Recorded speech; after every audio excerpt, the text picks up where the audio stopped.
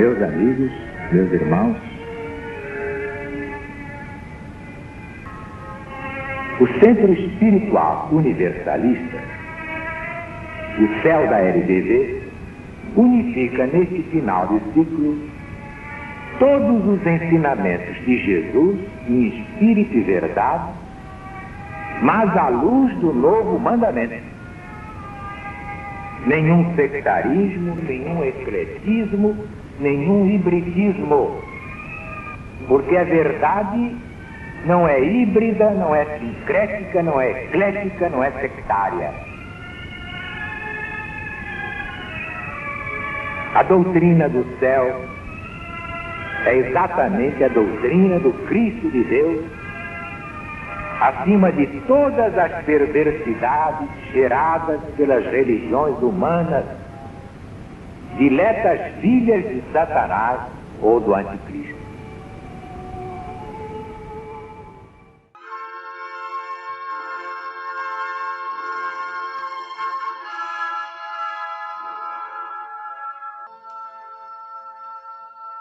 Doutrina do céu, Espírito da verdade, Alziro Zarur responde. A lição de hoje é Jesus e os Homens 6, publicada no jornal Gazeta de Notícias, no dia 26 de maio de 1970.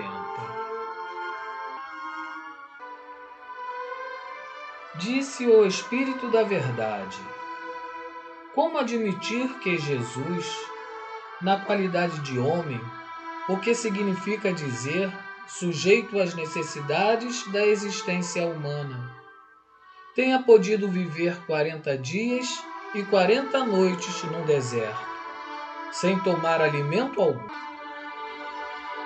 Ora, os materialistas não poderão opor o exemplo de Moisés que, revestido de um corpo material humano, permaneceu no alto da montanha 40 dias e 40 noites, sem comer e sem beber, e daí concluir que Jesus, também revestido de um corpo material humano aos olhos deles, poderia ter feito o mesmo?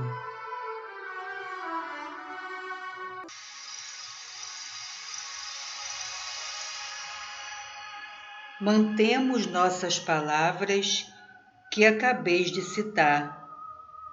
Moisés, diz o Êxodo, capítulo 34, versículo 28.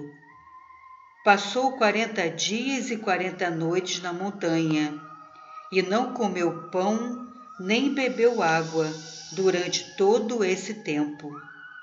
Efetivamente, Moisés não tomou alimento algum preparado, mas se alimentou de vegetais silvestres e alguns insetos, de que os hebreus se nutriam quando era preciso.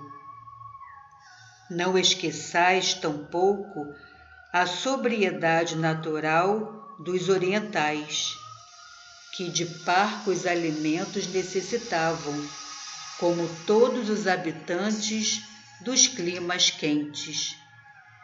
Moisés não foi detido no desempenho da sua missão antes de entrar na Terra Prometida?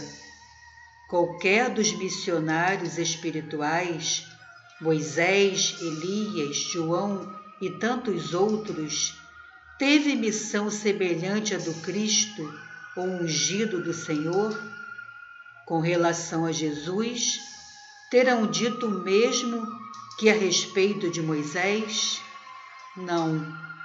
O que está nos Evangelhos, Mateus capítulo 4, versículo 2, Lucas capítulo 4, versículo 2, é que Jesus nada comeu, que jejuou durante 40 dias e 40 noites, que, portanto, passou todo esse tempo sem tomar alimento de espécie alguma, preparado ou não preparado, que o passou em absoluta abstinência, tal como era o jejum entre os judeus.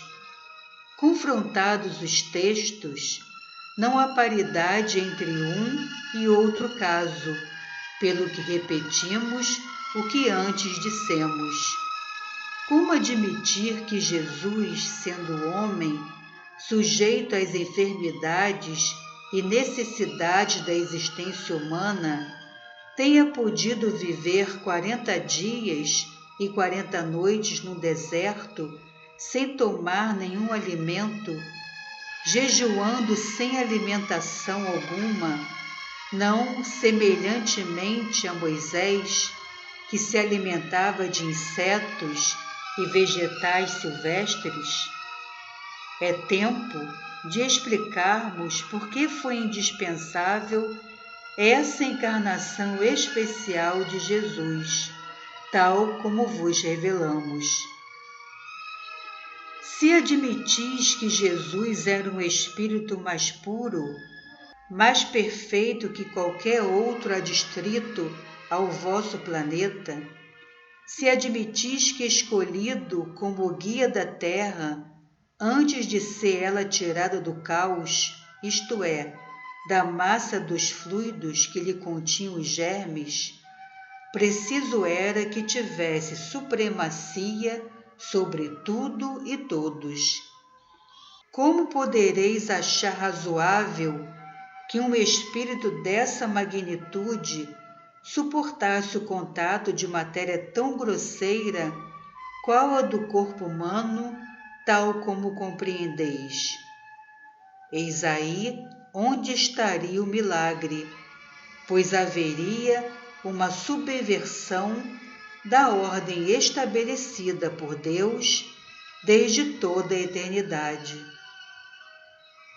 Quando tendes de guardar líquidos espirituosos ou éteres, sois obrigados a procurar recipientes adequados a contê-los, sob pena de os vasos se quebrarem ou se evaporarem os éteres, voltando à massa dos fluidos de onde os extraístes. Por que então não podeis admitir que um espírito etéreo como o do Cristo tenha sido levado a fabricar um vaso apropriado a encerrá-lo? Haveis de convir em que há grande presunção da parte dos homens, especialmente dos que teimam em considerar Jesus uma das 3 parcelas de Deus, embora tenham Deus por indivisível, quando pretendem que o Mestre revestiu um corpo igual aos vossos. De fato, isso equivale a dizer que Deus, o Espírito dos Espíritos, a essência de inapreciável sutileza, se haja encerrado num vaso de argila, tão grosseiro como são os vossos corpos. Meditai e respondei, em plena consciência: podeis admitir semelhante despautério? Dissemos que aí sim é que haveria milagre. Realmente, só por milagre seria possível que um espírito tão sutil, tão etéreo como o do Cristo, suportasse o contato de matéria tão grosseira como a do corpo humano, visto que tal fato estaria fora das leis naturais e imutáveis, importando, pois, numa subversão da ordem estabelecida por Deus desde toda a eternidade.